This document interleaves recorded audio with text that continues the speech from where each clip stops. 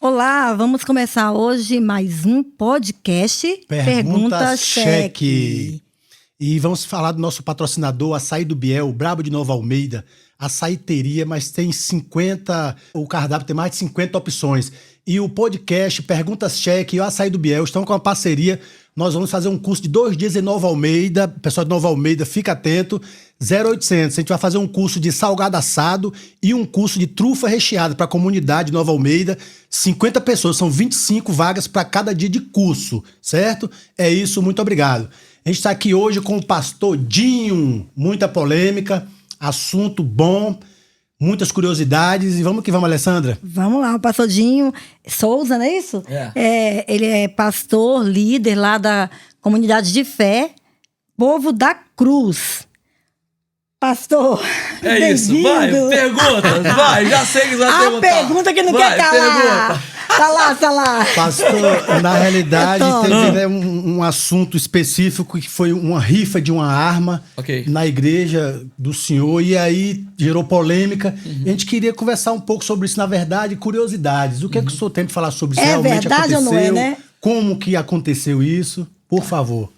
Diante dos últimos... Bom, boa noite primeiro, né? Muito obrigado aí pela oportunidade de estar com vocês. Prazer é nosso. Primeiro, diante do governo que nós estamos aí, nada a declarar. Não, tô brincando.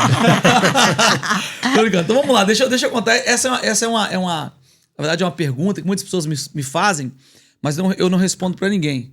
Na verdade, assim, acho que essa pergunta ela já tem uma resposta óbvia para quem acompanhou todo o contexto do que aconteceu. Bom, a minha vida é uma vida social ativa, né? Eu sou um pastor que eles dizem que eu sou um pastor polêmico. Não acredito que eu seja um pastor polêmico. Eu acredito que eu seja um pastor que não comunga com aquilo que a grande maioria dos cristãos almofadinhas que foram discipulados pelo teólogo Paulo Freire. Então, é o seguinte, ele é polêmico mesmo, gente. Vai, então fica ligado. Eu acredito que eu não sou polêmico, eu sou apenas um pastor fora das 4 paredes, que está disposto a falar a verdade. Então, o que acontece? Sou um pastor armamentista, sou um pastor muito ativo na política, e isso para explicar o contexto, né? Então, já tenho vários inimigos, ok? Ideológicos.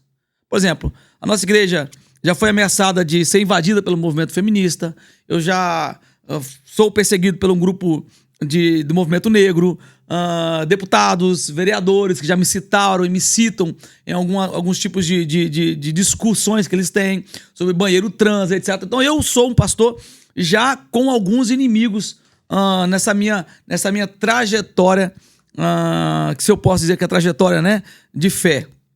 Ponto. Voltando ao negócio da arma. Eu faço parte de um projeto nacional chamado Machonaria, de macho, Cavalaria de Homens, cujo o presidente desse projeto, o nosso 01, que nós chamamos, né, é o pastor Anderson Silva, que inclusive, no dia de hoje, ele foi... o Flávio Dino, ministro da Justiça, colocou a PF para investigá-lo, porque ele citou um salmo, e segundo esse politicamente correto que está aí, o salmo que ele citou é um salmo que incita a intolerância, o discurso de ódio. Então, para lembrar aqui que esse governo que nós estamos nele agora, ele abomina a palavra de Deus, se a palavra de Deus for contraditória àquilo que Paulo Freire ensinou nas faculdades teológicas acadêmicas brasileiras. Mas vamos lá. Sendo assim, dentro desse contexto, desse grupo de homens que nós temos, nós começamos a reformar uma igreja em Laranjeiras. Nossa igreja começou a reformar e um dos nossos projetos seria uma sala para autistas, ok? Uma sala para autistas. Nós sabemos que os autistas hoje, eles quase não têm espaço, e é verdade, nas comunidades de fé. Nós temos as salas de criança, mas nenhuma sala específica para a criança autista. E nós decidimos fazer uma sala para as crianças autistas. Vamos lá. Peguei e joguei num grupo de WhatsApp que nós temos. Alguns amigos policiais que fazem parte do Machonaria. Comentei com esses amigos, preciso fazer uma sala para autistas aqui, preciso contar com vocês. Amigo, amizade, ok? Um desses amigos, ele deu uma sugestão, porque por ele ser também armamentista, ele sugeriu, olha, que tal eu fazer uma rifa. E no caso, é rifa por força de expressão, né? Mas é uma ação entre amigos para os CACs, ou seja, o CAC é atirador, caçador e colecionador, para os CACs de uma espingarda 12, que não existe. Ok?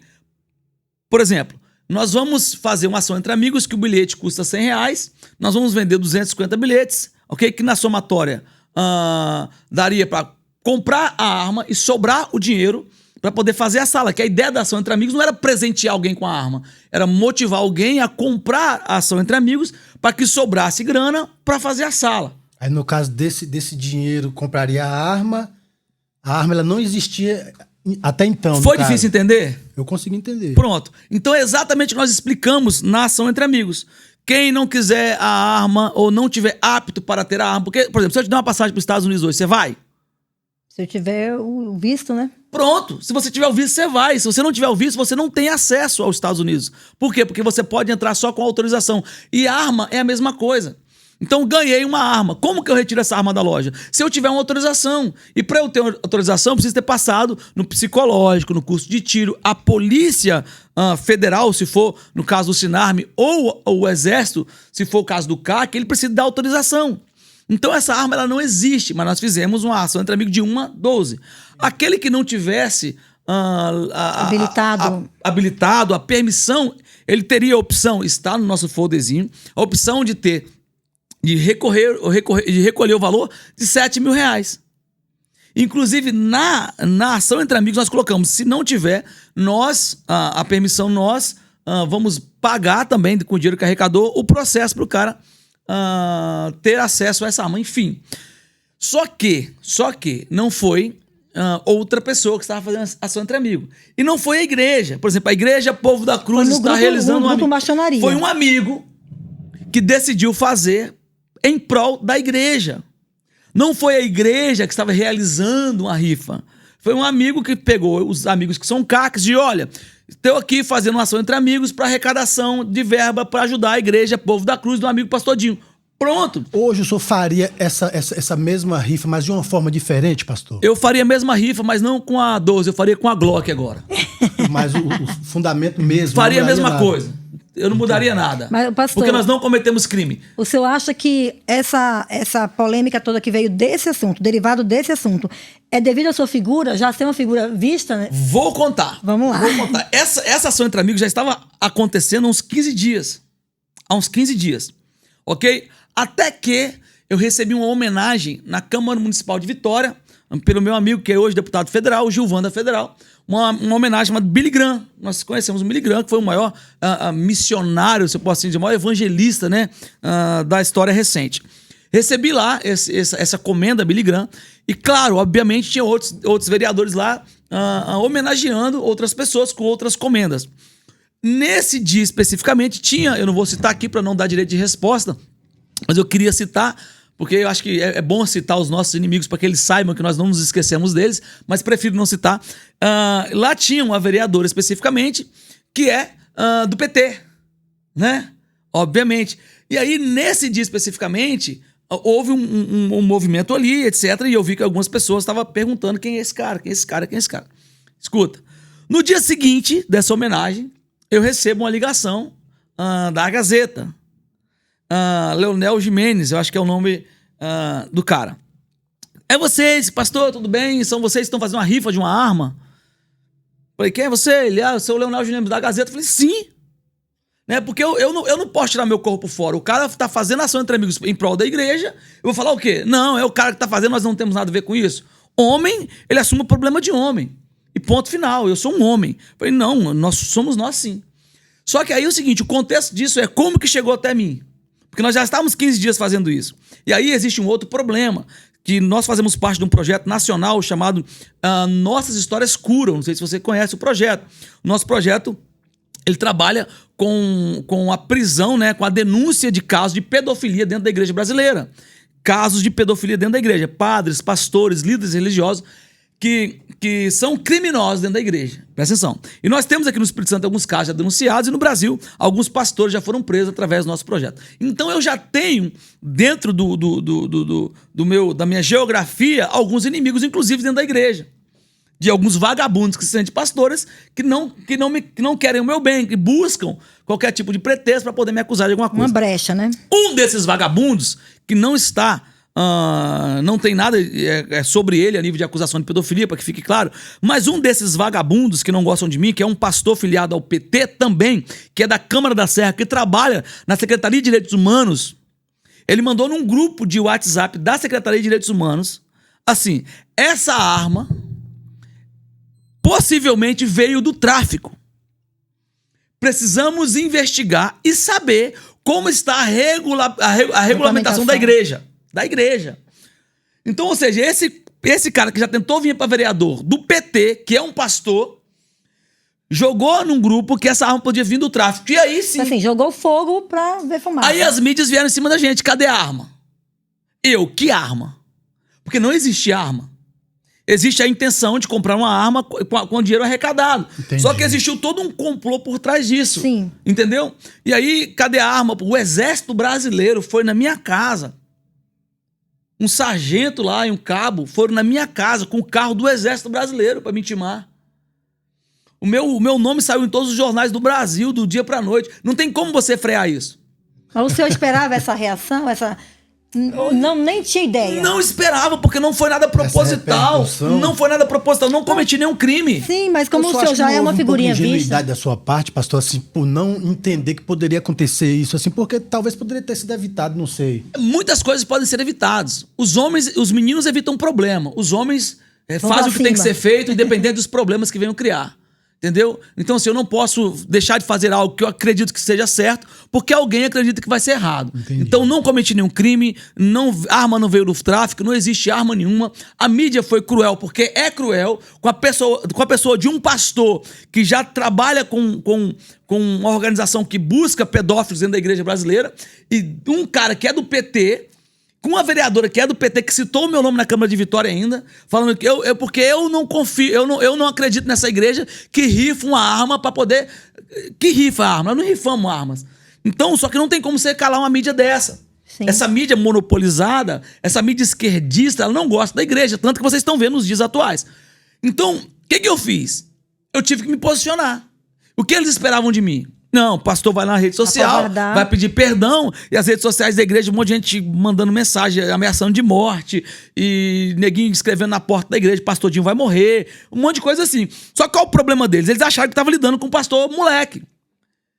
E, na verdade, eles estavam lidando com o pastor homem. Eu fui na frente da igreja, fiz um vídeo e falei, temos muito orgulho do que nós estamos fazendo, e ponto final. Então passava na frente da igreja, tinha reportagem, o pessoal passava de ônibus, botava o dedo do meio pra mim, me mandava tomar naquele lugar, e etc. E ameaçaram entrar na igreja. Eu falei, entra, tenta a sorte. Tenta a sorte, porque é o seguinte, a cura de um doido é outro doido. Eu não sou vagabundo, eu não sou pilantra, eu não sou pastor que tem amante, eu não sou pastor que é acusado de pedofilia, eu não roubo o dinheiro da igreja, eu sou marido de uma só mulher, eu sou um cara íntegro. O ataque contra mim não foi porque eu sou um vagabundo, não foi porque eu sou um traficante. É porque eu sou íntegro e luto contra esse sistema corrompido que está aí. Então é uma parada que não teve como parar e não tem como explicar. Porque num tumulto como esse, quanto mais você explica, mais problema você arruma. Porque a mídia ela estava intencionada a me prejudicar. Inclusive, houve até uma proposta para que eu fizesse uma carta reconhecendo... olha, um exemplo, né? Eu faço uma carta reconhecendo que a minha atitude trouxe muitos prejuízos sociais. Não vou fazer uma carta. Inclusive o Ministério Público, né, o Exército, que é responsável por isso, está investigando, ok? Para saber, não sei até onde eles vão chegar, né? Para saber se tem arma, onde está a arma. Então, assim, mas e aí?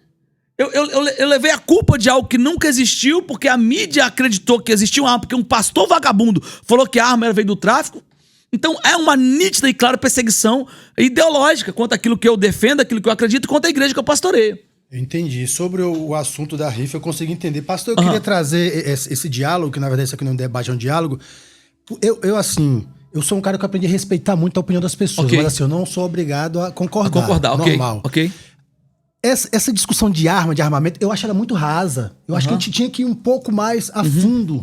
Porque hoje a gente entende, a gente vem conversando com alguns advogados também, a gente entende que o cara, ele entendeu que ele tem uma arma para defender a família dele, na casa dele, tá. Só que ele tem que saber que ele vai responder um processo, que ele pode ser que ele vá a um júri. O país hoje é um país dividido, a gente sabe disso. E se esse cara for num júri e pegar o júri popular, são 7 pessoas que vai te julgar. No caso, vai votar. Já pensou se esse cara, depois de tudo isso, ele cair num júri dessa outra parte que o país está dividido? É claro isso. E ele for condenado, ele vai para uma cela ficar junto com pessoas daquela mesmo tipo de pessoa que ele matou na casa dele. Eu acho que esse tipo de coisa tinha que ser também falado. Porque o cara, a maioria das pessoas, ele pensa o seguinte: matei um vagabundo dentro de minha casa, defendi minha família. Mas só que não acabou. Ele vai responder um processo, ele pode ser que ele vá a júri. O juiz é um ser humano, tá sujeito ao erro, pode falhar e ele tem que pagar uma cadeia. Então eu acho que isso tinha que ser conversado. Porque a questão da pessoa tomar escolher um lado sem ter o conhecimento. Eu acho um pouco raso esse debate sobre a arma. Né? Falta de informação. Ok, deixa eu expor aqui, com muito respeito, aquilo que eu acredito. Eu acredito que expor o conhecimento não é trazer medo dentro do conhecimento. Certo. Ok? Então é expor a pessoa quais são os riscos que ela corre, mas o risco é muito maior do que o bônus é muito maior do que os ônus. Porque, por exemplo, Jesus morreu na cruz, sim ou não? Certo, Foi justa a morte de Jesus na cruz? De maneira humana? Não. Mas ele fugiu da cruz? Não. Por quê? O papel dele era aquele. Então pronto, por quê? Porque homens não correm de suas responsabilidades. Ainda que ele tivesse que morrer, ainda que ele tivesse que botar uma coroa de espinho na cabeça dele, ainda que tivesse que colocar... Entendeu o ponto de vista? Entendi, sim, entendi. Só que acontece, o cara sabe que se ele matar, ele vai ter que responder, ok. Mas o problema é que eu entendo que de cada 100 pessoas, 70 não sabem. Ok, vamos lá. Eu acho que o cristão ele tem que trabalhar com a consciência. Se eu não me engano, é 1 Coríntios 10, 41, se eu não me engano. Não, 10, 41 não é. Tá na Bíblia. Eu acredito que seja 10, 41, depois alguém olhei. Consciência. Fala sobre a consciência. Deixa eu lembrar o versículo aqui. Eu acho que é 1 Coríntios 10, 41. Eu acho que é. Sim, eu acho que é. Olha só, se o seu coração... Olha pra mim, por favor, deixa eu olhar aqui.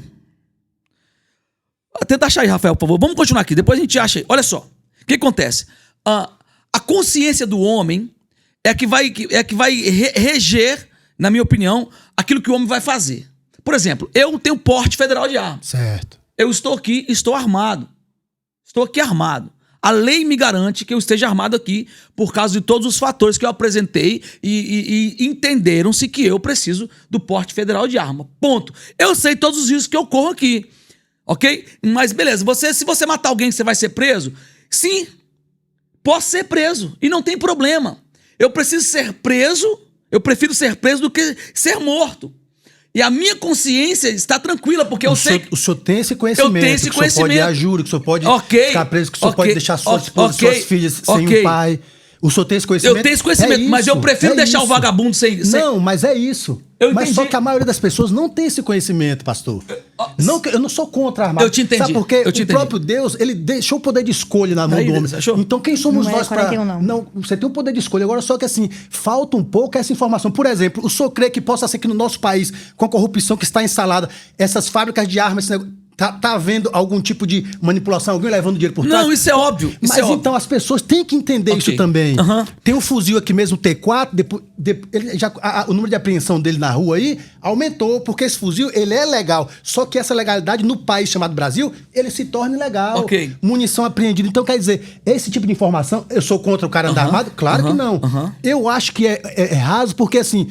O senhor tem consciência disso, mas será que cada cara que tá andando armado, tem gente que pensa que ele matou o cara ali, matei o vagabundo em minha casa, arrasta o corpo. É esse tipo de consciência que eu... mas nós somos cristãos, nós estamos falando aqui nós somos cristãos, eu estou dando do ponto de vista do cristianismo. Então o que nós temos que entender? O quinto mandamento é não matarás, né? É não assassinarás. Não assassinarás. Ok, vamos lá. Eu tô falando do ponto de consciência. Alguns amigos podem não concordar, mas é meu ponto de consciência, ok? Vamos lá. Se eu estiver aqui agora e eu ver nas câmeras aqui do podcast um cara roubando o meu carro lá, ok? Eu tô vendo na câmera ele roubando o meu carro. O que é o certo de eu fazer com a minha consciência? É ligar pra polícia, apesar de eu estar armado. Porque eu não sou policial e nessa situação onde minha vida não está em risco, presta atenção, A vida do vagabundo ainda é mais preciosa do que o meu carro. Não interessa qual o valor que ele tenha. A minha arma está para proteger a minha vida e a vida da minha família. Vida pela vida. É consciência. Então o cristão ele tem que ter consciência. O cristão não é um justiceiro. Foi o que eu acabei de falar. Porque eu entendo hoje, eu percebo que as pessoas não têm essa consciência, independente de ser cristão ou não.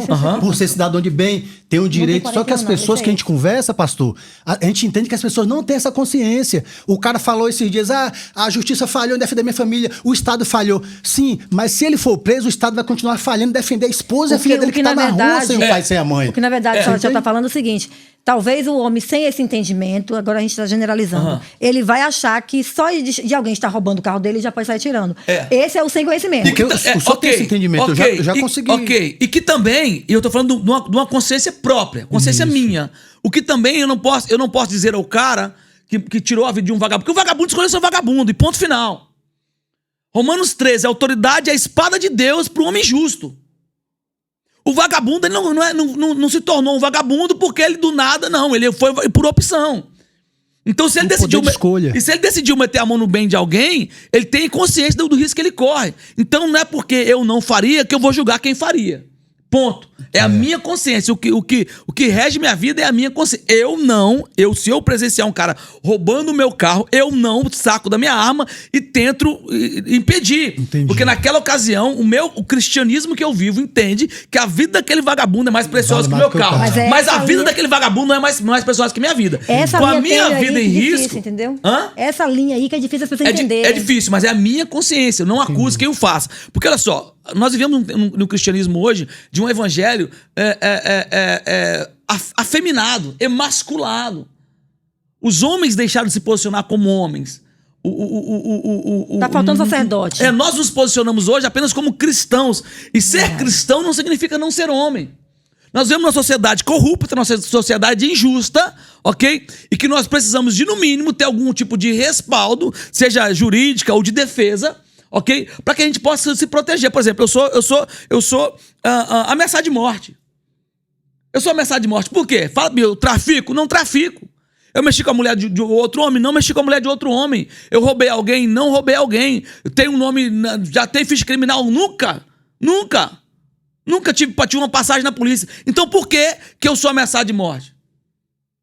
Então, beleza. Por quê? Porque sou um homem justo. Então, os homens justos de hoje, eles correm risco de vida. Então, não é porque eu sou um homem justo que eu vou deixar de sacar a minha arma, se preciso for, e matar um vagabundo. E não é um assassinato. Assassinato tem a ver com vingança. Ok? O cara mexeu comigo, isso é vingança. Isso não faz parte do coração de um cristão. A vingança pertence ao Senhor. E ponto final. Isso é vingança. É o que nós estávamos falando no início, pastor, que a gente... O que o Celso está trazendo, eu também entendo isso, que hoje eu não sei se os cristãos têm essa maturidade, que a gente estava falando nisso, essa maturidade. Eu entendo isso. É tanto para o cristão, o cara sendo um cidadão de bem, ele tem esse direito, mas a nossa sociedade... Eu confesso que eu não tenho maturidade para usar algum tipo de droga, por exemplo, usa algum tipo de droga. É um direito. Eu ia sair matando. A nossa sociedade hoje, 80% usa algum tipo de droga, lícita ou ilícita. Esse povo tá trocando soco o dia todo no trânsito. Imagina esse povo tudo armado. São esse tipo de... A gente tinha que tentar entender. Porque o cara fala só na arma. Vamos aqui, arma pra defender sua família. Beleza. Mas só que não acabou ali. Então, eu acho que tinha que ter uma conversa... Porque tem muita gente que não tem esse tipo de noção. Ok. Quem deu essa instrução para o senhor? Nós não podemos... eu vou explicar. Nós não podemos tirar o direito de alguém, ok? Pela falha do Estado. Pronto. Então, por exemplo, nós vamos tirar a carteira de motorista, tem muito carro batendo na rua. Nós vamos deixar fula... Não é. Então, acontece. O que eu concordo é que as maneiras pelas quais viabilizam... não o porte, que o porte é quase impossível tirar o porte de arma. Né? Mas o que viabilizam a posse de arma, o que viabilizam a arma por um CAC, talvez esse processo poderia ser mais dificultado. Ok, concordo com isso. Tenho a convicção. Agora, não é porque o Estado falha que nós temos que olhar para o cidadão como alguém que errou. Ou que está errado em ter uma arma. Então nós vivemos uma sociedade hoje que é uma sociedade corrupta e mal. Mas essa mesma sociedade que é o cidadão de bem que quer andar armado, concordo, pastor, é isso que eu não entendo. Então a conscientização, ela não parte de uma conscientização indutiva. Ou seja, você não acha que não é bom você andar por causa disso? Não. é bom que você tenha, mas prepare-se assim, assim, assim. Então nós não podemos induzir alguém a não ter por causa disso ou aquilo. Nós precisamos ter a consciência de, não, você precisa ter. Mas a gente vai induzir o cara a ter. Não, precisa ou não precisa? Eu não preciso, por exemplo. Mas eu preciso. Mas eu não preciso. Ok, você precisa. Não, mas eu preciso. Eu não posso. Ok, mas eu preciso. O senhor precisa, ela não pode, eu não preciso. Então, beleza. Pastor, eu sou sócia do clube de tiro. E eu te garanto que eu não posso andar armada. Então. Senão, com certeza. Ela tem essa consciência. Mas quantas pessoas não podem andar armada, mas não tem essa consciência? Agora vamos lá. Você acha que eu. Quem me conhece aí sabe nas redes sociais, eu prego na igreja com segurança armado. Com segurança armado. Agora vamos lá, por que eu tô dizendo isso? Você acha que eu gostaria disso? Não, tem sua história. Você acha que é confortável pros irmãos da igreja? Eu consigo entender. Os irmãos da igreja, vê às vezes dois macacão no sentido de ser grande, do lado da igreja, assim, o cara que eles olham na cara e sabem que é segurança. Você acha que é confortável pra um cara que vai na igreja, saber que tá indo na igreja de um cara que é ameaçado?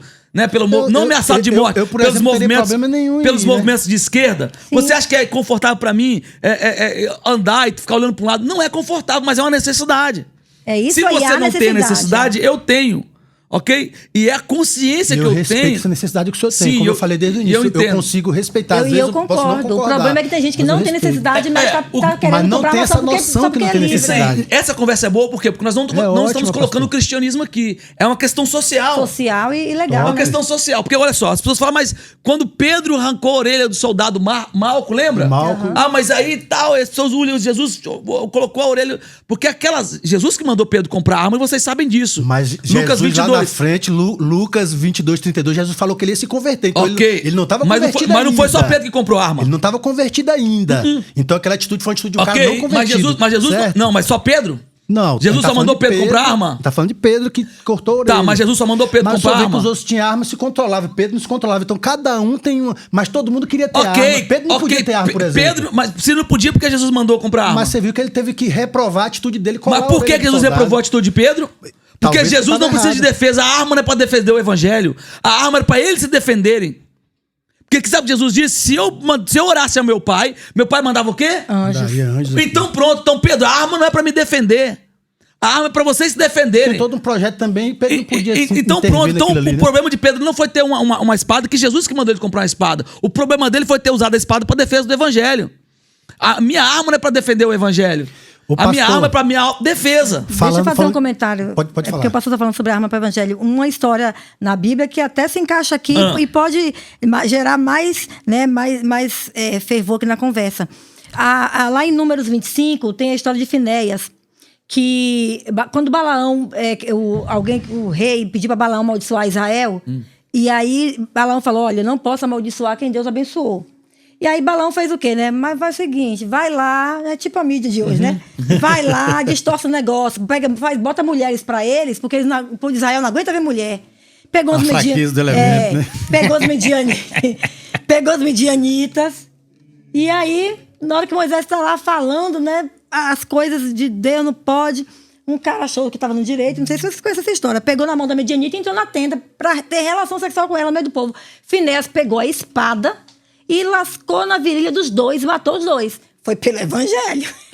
Tá, quando Deus deu a ordem pra Saul, e aqui não tô aqui fazendo apologia, não estou fazendo apologia, tá? A crime, tá? Sim. Que fique claro. Quando Saul se negou a matar Amaleque e os amalequitas, quem que foi lá fazer o que Saul não fez? Samuel. Mas que era o mandado de quem?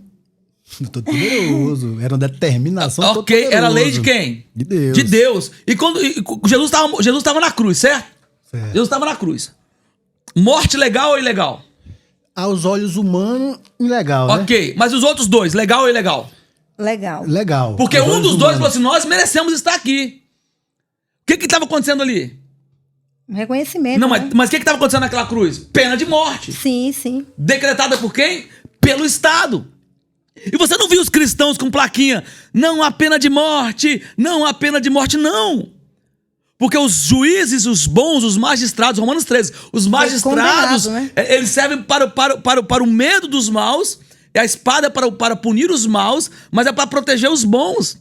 Então, quando nós olhamos para as leis, nós temos dificuldade de interpretar. Por quê? Por causa da nossa geração. Geração fragilizada, a geração dos caras... Falta de informação, falta de entendimento. De entendimento. Eu tô com 50 anos, eu tô começando a entender algumas coisas agora.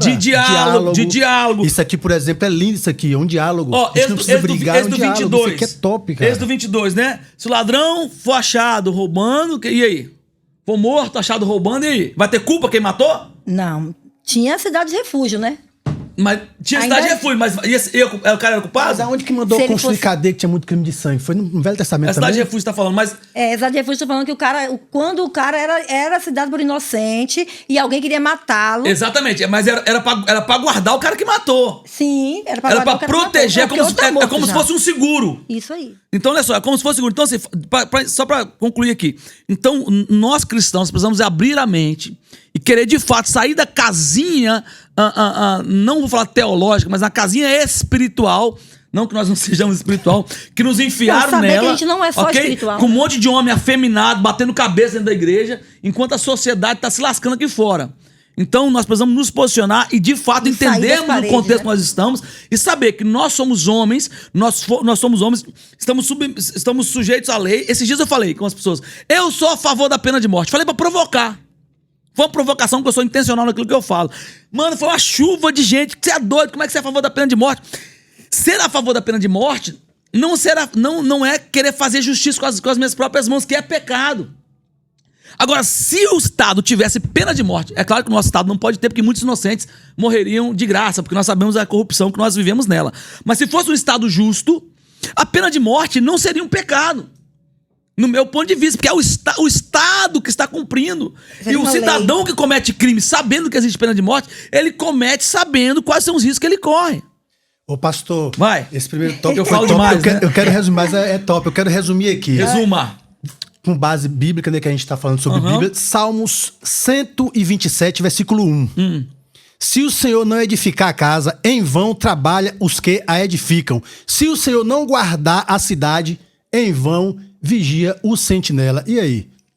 Concordo, mas aonde que Deus está falando aí que nós não mas nosso que não guardador, tem sentinela? Tá falando que Deus, nosso guardador é ele. É Deus, e é ele que está nos guardando aqui agora. Eu creio nisso. Então, exatamente. Buscando desarmado. Então, assim, eu confio nisso. Tudo bem, é um direito seu, mas eu confio nisso. Então, o mesmo Deus, né, que nós estamos dizendo aqui, que nos guarda, que nos protege, e eu acredito nisso, ok? Foi o mesmo... É o mesmo pai do Jesus, né, de Lucas 22, que falou para os discípulos comprar arma, que não era para defender Jesus, era para defesa própria. Então, assim, o que nós temos que fazer é não ficar baseado em versículos isolados, com hermenêuticas e interpretações que a gente acredita que é aquilo. Eu acredito que Deus me protege. Se não fosse Deus que me protegesse, eu não estaria vivo. E Deus me protege não só com anjos me vigiando ou me arrebatando quando alguém quisesse me matar. Deus me protege também, me dando ferramentas para minha proteção. Um carro blindado, por exemplo, eu ando de carro blindado. Desacredita, eu ando de carro blindado, é loucura. O Rafael tá aqui comigo e ele sabe, eu ando de carro blindado. Isso é Deus me guardando? É a mesma coisa, Deus fala assim, eu pra quem no médico... Porque descura, beleza, né? se é Deus que guarda, então sobe na favela lá com 22 na mão, atirando pro alto. Não é que Deus te guarda? Então nós precisamos também entender que Deus nos guarda, mas Ele nos dá métodos para isso. O médico, por exemplo. O médico é um agente de milagre? Não. Você não acha que o médico é um agente de milagre? É um agente, né? É um agente. É um agente do milagre. Entendi. A inteligência e a sabedoria é o agente do milagre. Mas ele tá lá. As ferramentas estão lá. Então Deus também nos dá... Deus cura, mas tem um médico. Deus nos dá ferramentas para isso. Pastor, tópico top. Você é um cara gente boa. A gente conversou com um advogado, a gente hoje. conversou com o advogado Dr. Wanderson. Imagine um cara super antenado, super inteligente. Quando Abraão mandou resgatar Ló, o que Abraão fez? Chegou dando voadora, né, pastor? Matou todo mundo. Juntou os homens de guerra lá e falou, mete o pé e busca ele lá. Pegou os melhores, né? Então pronto. E aí a gente tava conversando sobre essa sociedade, cidadãos de bem. O que é um bandido pro senhor na sua concepção? É o cara que comete crimes. Mas só que a gente descobriu que furto de energia é crime, furto de água é crime, criar animal silvestre sem a devida licença é crime. Dirigir embriagado é crime. Concordo. Sonegar imposto é crime. Concordo. Lavar dinheiro é crime. A gente ficou sem saber quem são os cidadãos de bem. Ok. Quem que vai andar armado? Ok. Quem são os cidadãos de bem que têm direito ao quê? Tá bom, vamos Quem lá. desvia verba é crime, rachadinha é crime. A gente ficou assim sem entender. Ok, vamos lá. Então vamos lá. Nós temos que saber o seguinte. Nós somos descendentes de Adão. Ok? No sentido natural, Certo, ok? Ok? Nós somos novo homem em Cristo, nós entendemos isso. Nós somos descendentes de Adão. Todo homem, qualquer homem, desde Adão até agora, você vai encontrar nele esse pecado, qualquer pecado aí você vai encontrar. Mas como é que a gente vai cobrar de alguém, sendo que a gente também tem essa dívida, pastor? Ok. Como Então, se nós tivermos que tirar do homem direitos, porque ele é um homem pecador, não tô falando que é o caso, Não, tá? pecado é, Ok, não, é então crime, assim, né? então qual tipo de pecado? Existem pecados, não existe pecadinho nem pecadão, mas existem pecados que são passivos. Não, mas falando de crime, não de pecado, de crime. Não que o crime Tá deixe de ser um falando que pecado, pela falando de lei. crime Ok, pela lei. na lei Que existe- o mesmo Código Penal que fala que transportar droga é crime, fala que furtar energia é crime. Fala que sonegar Mas tem imposto as é crime. penas, pra Não. isso. Cada crime? crime com sua pena, mas eu falo assim, crime. Mas como é que, se por um exemplo, eu tô aqui vendendo droga, um exemplo, o Código Penal do meu país fala que eu pratico crime, mas esse estuprador tem que morrer. Mas espera lá, calma aí. Ele tá praticando crime, mas a sociedade me fala que meu crime de criar animal silvestre é um crime que é bem aceito, o de vender droga. Isso, como é isso? Não concordo. Eu não concordo com isso. Eu também. Pra mim, plenamente. não tô falando de Não, tô falando de crime, crimes cometidos. É porque, olha só, eu sou um cristão. E tudo que você falou, eu também concordo. O senhor entende minha linha de Eu te raciocínio? entendo e concordo plenamente com você. Ok? Só que nós não podemos nivelar as pessoas. Não podemos nivelar pessoas pela nossa experiência, pelo nosso conhecimento. Você acabou de falar comigo aqui. Mas Pedro, Lucas 22, 31, se eu não me engano. 32. Pedro, eu roguei por ti para que a tua fé não desfaleça e tu, quando te convertesse, fortalece Ele seus não era irmãos. convertido ainda, Ok, né? concordo plenamente com você. Mas estava andando com Cristo. Ele andou sobre as águas antes daquilo ali. Mateus 16, ele teve a revelação de que Jesus era filho de Deus. Mateus 17, Jesus foi transfigurado diante dele. Todas as experiências que ele teve foi antes dessa conversão. Ele E saiu aí? com 70, né? E aí? Então, exatamente. Então, todas as experiências que ele viveu com Jesus foi antes da conversão. Por que antes da conversão? Porque nem caminhar com Jesus, escute isso, te faz viver experiências extraordinárias, mas não te faz convertido. Porque quando Pedro foi convertido? Quando Jesus foi ao Pai e o Espírito Santo veio. Porque nenhum homem que não possui o Espírito Santo não pode considerar convertido. Então, vamos lá.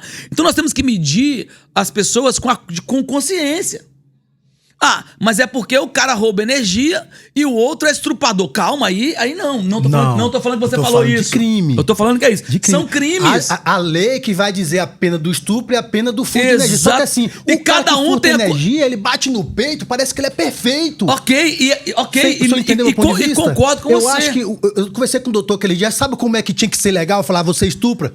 Para com esse seu estupro pra lá. Eu vou parar de furtar energia aqui, que eu já sei também que isso é um crime. Isso me deixa sem moral pra estar apontando crime de Você tá pessoas. falando sobre justiça própria. Mas, por exemplo, porque, assim, é uma sociedade aos cidadãos de bem, não sei o quê. Aí eu procurei cidadão de bem, eu não tô conseguindo encontrar. se eu sou um juiz, se eu sou um juiz, igual você falou assim, se o cara estupra, vai com o seu estupro pra lá. Não sei, eu sei que Não, foi. Eu sei juiz que foi, não, eu falo assim. Eu sei que foi força de expressão. O cidadão de bem. Eu sei que foi expressão. O cidadão de bem. Mas, Você por exemplo, conserta seu erro pra lá, eu conserto meu erro pra cá. Assim, a lógica teria que ser de cidadão. vamos lá. Não de juiz, que a gente não é juiz. Cidadão de bem, cidadão normal. Nem todo pecado é um crime.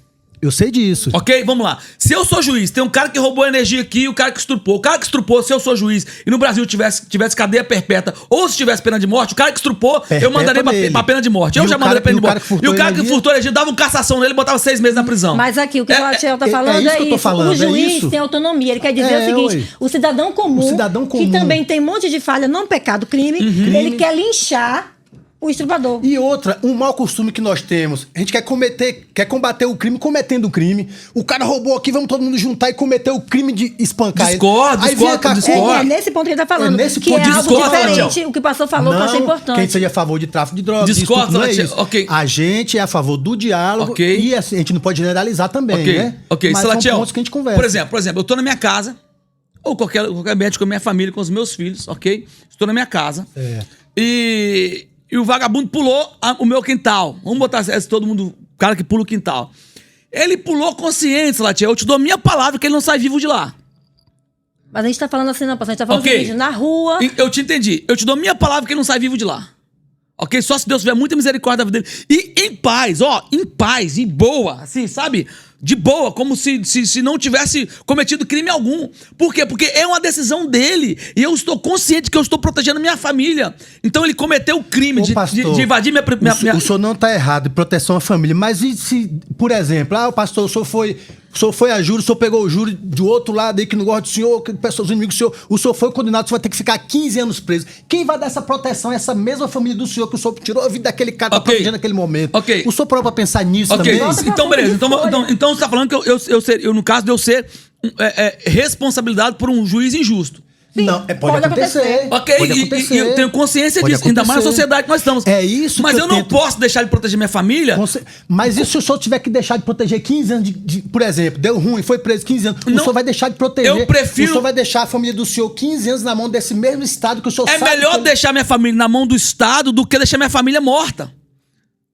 Eu falo assim, será que não teria naquele momento, a única saída é praticar um homicídio? A única saída para um camarada não é praticar um homicídio, é defender a minha família. No caso, eu não estou matando um, estou defendendo 5. Por exemplo, pulou um cara dentro da casa do senhor, é um dependente químico, esses loucos aí. Ele vai matar alguém dentro de uma casa, será?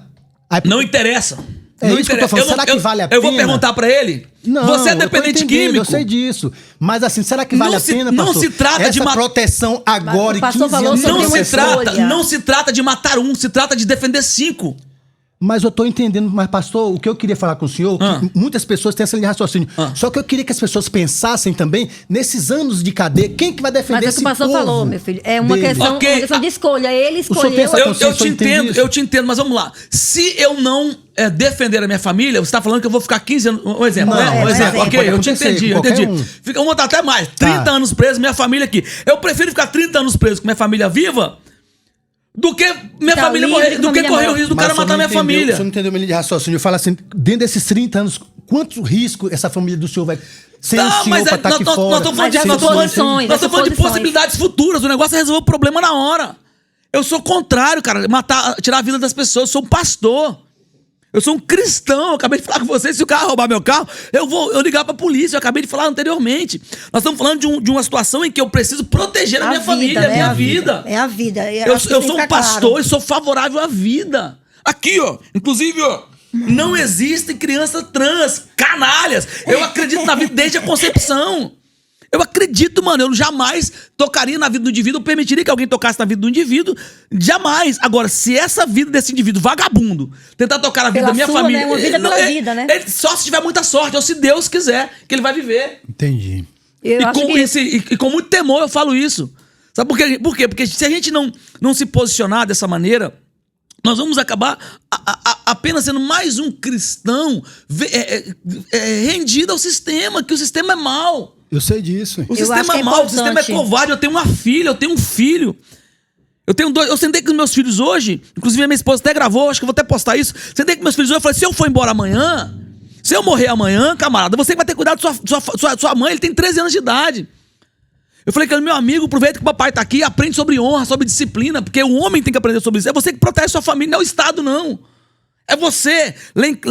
O Estado, ele serve como um agente, não vou falar pacificador, né? Mas é um agente de guarda do portão pra fora. Do portão pra dentro, eu sou o tenente da minha casa, sou o sargento da minha casa, sou o pastor da minha casa, né? Eu sou o missionário da minha casa, eu sou o professor da minha casa, eu sou o marido da minha casa, eu sou o pai da minha casa.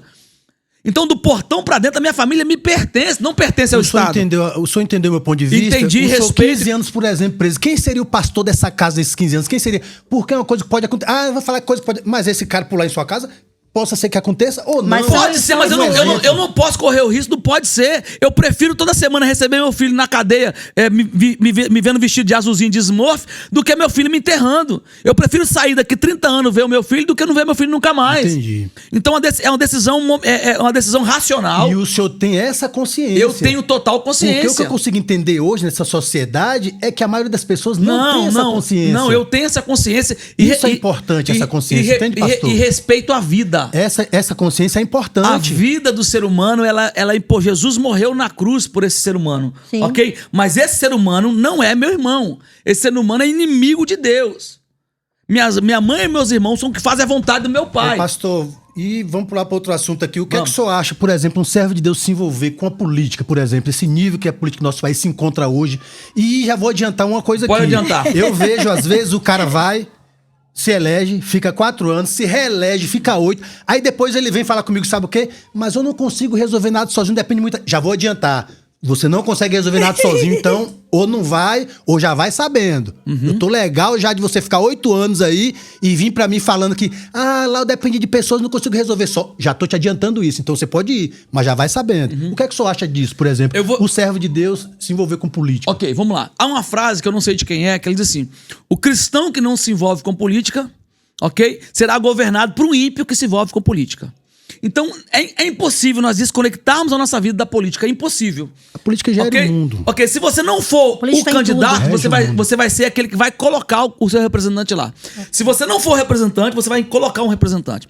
Então, essa mentalidade, não estou dizendo que é a sua, essa mentalidade que a igreja tem de não se envolver com política, levou-nos a estar onde nós estamos. Ok, vamos lá. É claro que eu não estou fazendo uma hermenêutica aqui, baseado na proteção daquilo que eu acredito. Mas é um entendimento que eu acho que vocês vão entender. Onde Davi estava quando Jesus o chamou? No pasto. No pasto. Fazendo o quê? Pastoreando, ok? Pra que Deus o chamou? Pra ser rei. Pra ser rei. Então Deus tirou um cara, conjecturando que ele não pastoreava uma igreja, não eram pessoas, eram ovelhas, mas precisa entender. Deus tirou, uma aplicação aqui. Deus tirou o cara do pastoreio de ovelhas pra levar o cara pra governar um povo. Foi Deus que fez. Mas o senhor entende que é totalmente diferente aquela política daquela época pra política de hoje, né? Ok, mas era política. Era política. Não deixa de ser política. Era política. Vamos lá, seja honesto comigo. A igreja, até o dia de hoje, ela foi a prostituta, desculpa a expressão, a prostituta de muitos políticos. Por que a prostituta faz? Ela é paga pra dar prazer.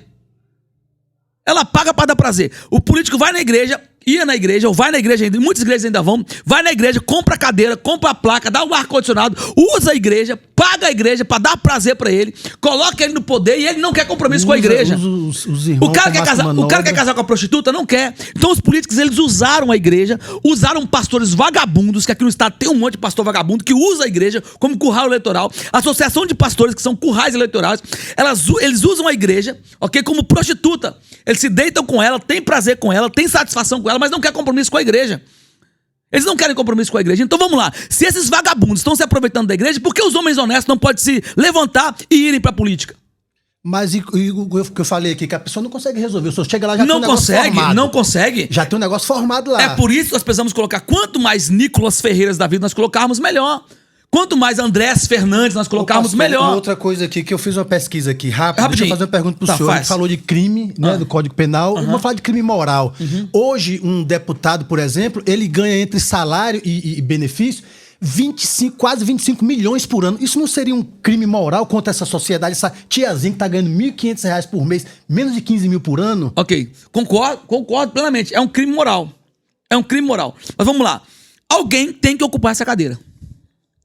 Alguém vai ter que ocupar aquela cadeira lá. E seja alguém justo, né? Vamos lá, deixa eu dar um exemplo básico aqui. Se você está numa guerra, e não vamos espiritualizar as coisas, vamos trazer as coisas para o mundo natural.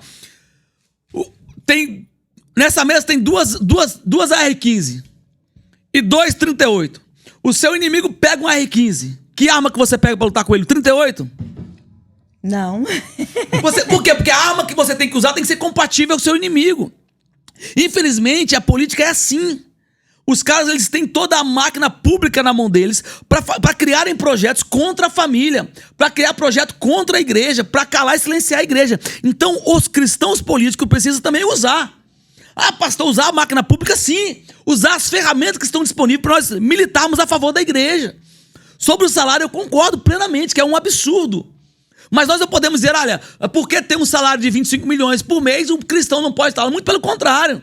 Ele vai fazer com o salário dele, aí sim. Eu acho que já que eu sou o povo, eu tô com o povo, acho que podia falar pelo menos assim, eu vou ficar com o meu salário, mas esses benefícios eu não quero, que eu acho muita covardia eu ganhar 25 milhões por ano e fica falando que é do povo e o povo acredita que aquele cara é do povo, não é do povo. E aí concordo, aí eu concordo com você, que existem muitos políticos que abrem mão. Mas é porque não é divulgado, né? Abrem mão, claro que abrem mão. Só que o que eu tô falando, existem coisas na política que você não pode abrir mão dela, porque nós estamos em uma guerra. Por exemplo, fundo partidário. Eu sou favorável ao fundo partidário? Não, se não tivesse pra ninguém. Agora, vamos lá. Uma vereadora de esquerda que tem lá em Nova Almeida, que é lá do seu bairro. Ela é uma militante de esquerda, votou favorável agora a um projeto que visa a fiscalização das igrejas. Agora. Aí, o fundo partidário dela é 200 mil, 300 mil pra fazer campanha de vereadora. Aí eu falo, não, eu sou um homem da igreja, eu não quero no fundo partidário. Volta para aquele caso das Aí ferramentas. ela tá com 300 mil pra militar, pra ganhar e militar contra a igreja, e eu recuso esse recurso que poderia usar para que as pessoas conhecessem o nosso projeto. Não tô dizendo que é o caso. Sim. Então nós precisamos ser inteligentes. Quando chega lá, eu luto e trabalho para que ninguém tenha, porque eu também acho que é imoral. Você consegue entender o que eu estou dizendo? Entendi, sim. Se o caminho é esse para chegar lá... É um raciocínio lógico. Nós precisamos sair desse ambiente de ai meu Deus, e entrar naquilo que é racional. Agora, pastor, o senhor falou de inimigo. Quando eu vejo a política, eu entendo que o inimigo é o povo, o inimigo dos políticos. Porque eles fazem tudo contra o povo, cara. Não, mas saqueiam o povo, mas aqui roubam o problema... Então, esse inimigo, esse lado A e lado B, na verdade, tá todo mundo tendo o povo como inimigo. Mas o problema é que agora o povo também virou político. Porque o pastor falou assim, o político vai nas igrejas e usa a igreja. Mas tem igreja usando político também agora. O negócio virou bagunça mesmo. O povo tá se vendendo. Na verdade... E não é fiel, ele se vende o voto, mas chega lá e vota em outro, entendeu? Na verdade, a igreja sempre esteve envolvida com política. O mundo é política. Nesses últimos anos agora que nós tivemos mais consciência. Exatamente, mais entendimento. A palavra é essa. Mas, na verdade, os pastores sempre venderam as igrejas. Aquele banco que você orava ao Senhor na sua igreja lá, não tô falando da sua igreja, foi o político que doou. Aquele ar-condicionado que você dava glória a Deus pelo ar, foi o político que doou. A gente não pode generalizar, né? Não, claro, pra você entender. Então, acontece, esses camaradas sempre usaram a igreja como prostituta. Vou ter um prazer com ela, vai me botar no poder, mas na verdade são militantes contra a igreja. Então chegou a hora de homens de verdade, corajosos, homens viris, homens que não têm medo, homens que não têm nada a temer, homens que têm um coração puro, se lançar a isso. Falar, igreja, calma aí, nós precisamos ter representantes de verdade, que seja o fulano de tal, que seja o ciclano de tal. O problema é que os homens se corrompem, pastor. É difícil, os homens se corrompem. Às vezes você vê o cara com um propósito tão bom, quando você vai ver o cara tá envolvido, ele se... Mas se a gente for olhar isso, a gente não vai... Se nós formos olhar isso, nós não colocaríamos, repita aqui, o Nicolas Ferreira da vida, o André Fernandes da vida, o Marcel Van Hatter da vida. São políticos que até então têm... Mas o que acontece? Os caras chegam lá e existe toda uma força, é muita gente contra dois.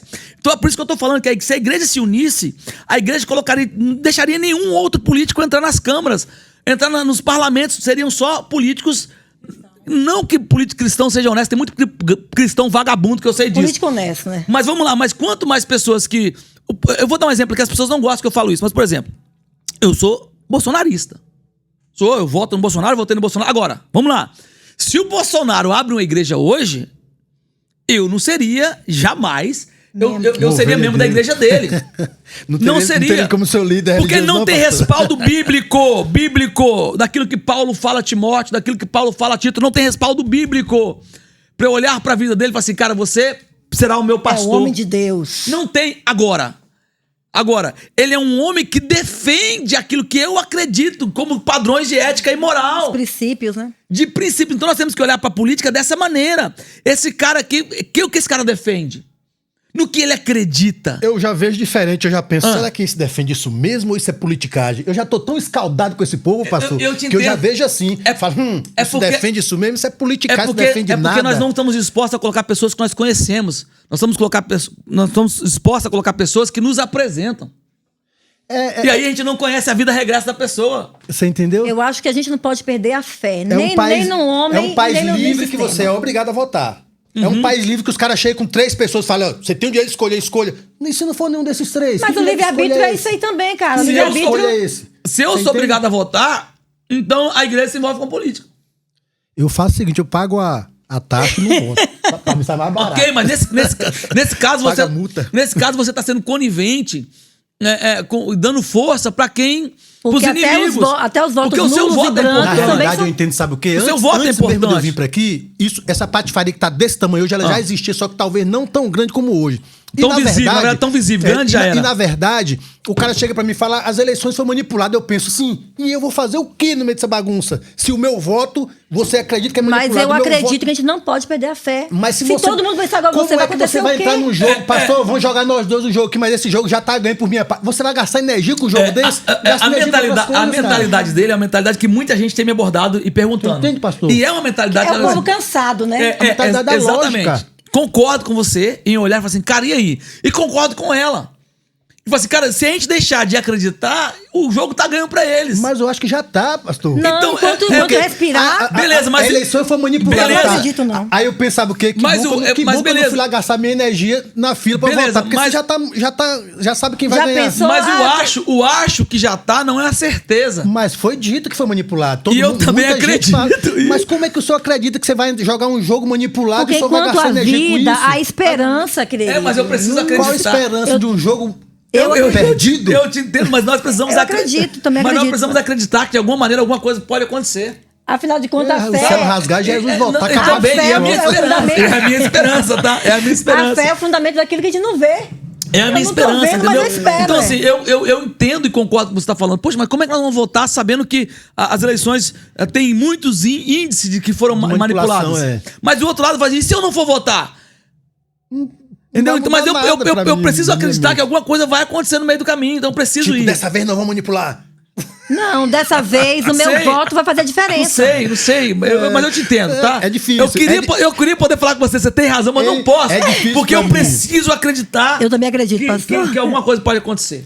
Enquanto estivermos aqui com fôlego, eu creio que pode haver mudança sim. Por que não? E por que não? Você está falando sim. Esse sim pode ser sim e não. Então, por que é sempre não? Por que não pode ser sim?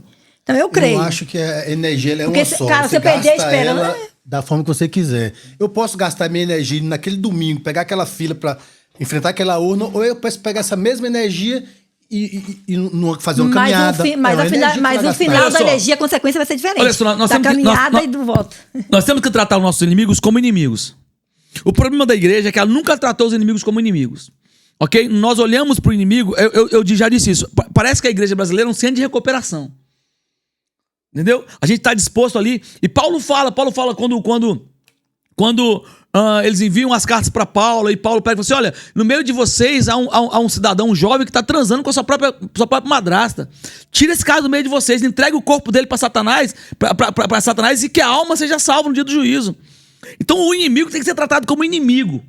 O inimigo tem que ser tratado como inimigo. Por que eu estou falando isso? Porque olha só, se nós olharmos para o sistema e não lutarmos contra o sistema, nós temos que tratá-lo como inimigo, e a arma que nós temos é o voto. Por exemplo, as crianças. Eu tô com essa camisa aqui, ó, das crianças. Nada vai acontecer com esses caras que cometeram o crime de vilipêndio, ok? Passando anos na cruz lá, se esfregando, nada vai acontecer com eles. Absolutamente nada vai acontecer com eles. Aí eu te pergunto, por que não vai acontecer? Porque não existiu, até o momento eu não tenho conhecimento de nenhum deputado que tentou identificar quem era aquele cidadão que estava em cima daquela cruz para processá-lo. Não existiu. Agora, se fôssemos nós pisando na bandeira LGBT, se fôssemos nós botando uma criança com farda, eles imediatamente nos identificariam. Por que eu tô falando isso? Porque nós não tratamos, nem a igreja, nem os políticos de direita, tratam inimigos como inimigos. Nós queremos tratar inimigos tipo assim, não, Deus vai resolver. Não, querido, Deus vai ter misericórdia. Não pode ter misericórdia de inimigo. Inimigo se trata como inimigo e ponto final. Então, na questão das urnas, eu acredito que é nisso. A arma que nós temos é o voto. E se nós temos essa arma, vai falhar. É tipo você ter uma garruchinha velha e o cara tá vindo em cima de você, você não vou atirar não, vai falhar. Mas na hora que o cara menos acredita, mas e se funcionar? É quando o cara menos acredita que o tiro sai. Eu fiz uma analogia aqui, mas você entendeu, né? Entendi, sim. Eu acho assim que é importante. Sempre tem que usar arma pra fazer analogia. Porque, né? Eu acho que Pode falar, Alessandra. Desculpa, é porque hoje é meu dia de não estar conseguindo nem falar direito aqui, hein? Os dois aqui. Olha, eu acredito assim que é muito importante ficar claro, né, o que o pastor falou, que a arma que a posse, o que ele usa, é para a defesa de vida. E a consciência que ele tem pessoas, dos riscos, que as de pessoas tudo. acham assim, anda armado, vai sair atirando. É importante falar que o pastor tenha consciência, né? Isso tem que ficar muito claro aqui, que é para defesa de vida, é para defesa pessoal. Ele não sai atirando simplesmente porque alguém parou do lado do carro dele na moto e foi pegar o celular aqui, né, pastor? Não. Tá, gente? Isso é importante falar. E é um direito de todos, mas eu acredito que nem todos deveriam ter esse direito. Porque não tem a consciência de separar, porque é uma linha muito, muito tênue. A pessoa achar assim, eu vou usar só para defender a minha família, com essa consciência de qualquer consequência, e aqueles que falam assim, não, me xingou no trânsito, eu vou tirar. Infelizmente, a gente tem essa incapacidade em alguns seres humanos que não amadurecem, né, emocionalmente e tal. E uma coisa que eu acho também, que reforçando o que o pastor falou, as igrejas, há muito tempo, e você já ouviu isso, eu já ouvi, a igreja é um hospital. Então, a gente se comporta como hospital, pastor. Recuperar pessoas, você falou, é uma casa de recuperação. Mas a igreja, ela é um organismo vivo. Isso. E como tal, ela é cidadã da terra, do céu. E a gente não pode, há muito tempo, eu achava, né, por cultura e ensinamento, de separar vida espiritual, vida material. Não existe. O crente, ele é crente em qualquer lugar, ele é cidadão em qualquer lugar. Então, eu concordo com o pastor que é hora da igreja agir como igreja. É um exército. A Bíblia fala que o Senhor... O que foi que o Senhor falou? Gabriel falou aqui no dia. O Senhor falou pro povo de Israel: ô Moisés, fala pro povo que marche. O povo era tudo escravo. Ele falou, marche. Acho que a gente está vivendo a mentalidade de escravo em relação à política. Eu acho que é corajoso, eu acho que é decente, mas tem que ter entendeu? Essa firmeza e essa conduta moral que o Senhor tem. Porque como eu falei, é uma linha tênue. Não pode ficar vacilando no inimigo, não, cara. Dá borda pro inimigo, não, que o inimigo... É isso aí. Então, assim, olha só. O que nós acreditamos até hoje? E isso que ela falou é muito importante. Nós sempre tivemos a igreja como o hospital. A igreja, se for comparada a algum tipo de medicina, é enfermaria. Porque ninguém vai pra enfermaria sem passar pelo médico. Nós tentamos tratar as pessoas com as nossas técnicas, com a nossa bondade, com o nosso carinho, com o nosso amor. E Jesus chama os inimigos da cruz de inimigos de Deus. Então a igreja, ela é um lugar pros carentes, sim, pros necessitados, sim, mas é para quem reconhece Jesus. Mateus 16, 24, Marcos 8, 34, Lucas 9. Aquele, pois, que quiser me seguir, renuncie-se a si mesmo, toma sua cruz e siga. Então é um processo. A comunidade de fé não é um lugar perfeito, mas é um lugar para as pessoas que se arrependeram dos seus pecados e decidiram tomar uma posição, uma postura. Não que o ímpio não possa vir, não que o fulano, mas sim, pode vir, mas esse lugar não foi feito para ele. Esse lugar foi feito para quem de fato reconhece Jesus como seu único e suficiente Salvador. O problema é que a gente traz as pessoas para a igreja achando que o pastor é missionário, que o pastor é evangelista. Pastor é pastor, ele cuida de ovelha. O rebanho de ovelha é o rebanho de Cristo. Entendi. Entendeu? Pastor, o papo foi top, a gente vai ficar que por bom, aqui. Que alegria. A gente quer deixar um espaço aí, se o senhor quiser falar mais alguma que coisa. Alegria. Pra passa o endereço, resumir. não, passa o endereço da igreja não, porque tem muita gente que pode querer. Deus continue abençoando, Amém. Foi de grande valia. Amém. Muito Amém. obrigado. Amém. O senhor, a gente sabe que o senhor é uma pessoa que tem muitos compromissos. O senhor tirou esse tempo pra gente, pro nosso projeto. Agregou pro nosso projeto, obrigado. muito legal. Muito obrigado mesmo. Obrigado. Deus continue te abençoando, meu irmão. Fica firme na sua luta, tá bom? Obrigado. Eu vou chamar o seu qualquer dia para no clube de tiro. Vamos sim. Eu quero deixar uma mensagem, eu quero deixar um versículo que está... 2 versículos que eu amo muito, está em Isaías 13, 12, que diz que o Senhor tornaria os homens mais raros do que o ouro de Orfi. Então, quando estou falando de homens, está falando de testosterona, de masculinidade, ok? Então eu quero dizer aqui à igreja que me assiste, as pessoas que serão alcançadas por esse vídeo, que é importantíssimo que nós, homens viris, homens da igreja, homens de caráter, homens posicionados, venhamos nos posicionar. Não será fácil, nós seremos presos, talvez seremos mortos. E isso já está acontecendo na nação brasileira, ok? Mas é importante que entender que a raridade desses homens foi instituída por Deus. Foi Deus que tornaria os homens raros. Então, amo demais esse versículo e quero que desafiar aos pastores, aos cristãos, não retrocedam. É em meio à guerra que nós conhecemos qual é a munição que você tem guardada. Esse momento é um momento crucial para a igreja brasileira, em que nós clamamos por avivamento, que a igreja brasileira é viciada em avivamento. Agora chegou a hora de nós proclamarmos um verdadeiro avivamento, porque a igreja avivada não é a igreja que cai em poder, é a igreja que anda em poder, não é a igreja que cai em espírito, é a igreja que anda em espírito. Vamos igreja, vamos Brasil, porque nós não iremos retroceder. Amém, glória a Deus. Amém. E o livro de Esté fala, né, quando quando Mardoqueu falou com Esther, ela falou assim, ó, que cada homem se levante na sua casa como homem. É isso. Então, acho que realmente, nada de acovardar. As mulheres ficam em casa e os homens podem ir pra guerra. Então a gente fica por aqui mais uma vez, Amém. com mais um Podcast Pergunta Cheque. Valeu, pastor. Obrigado. Opa, pastor.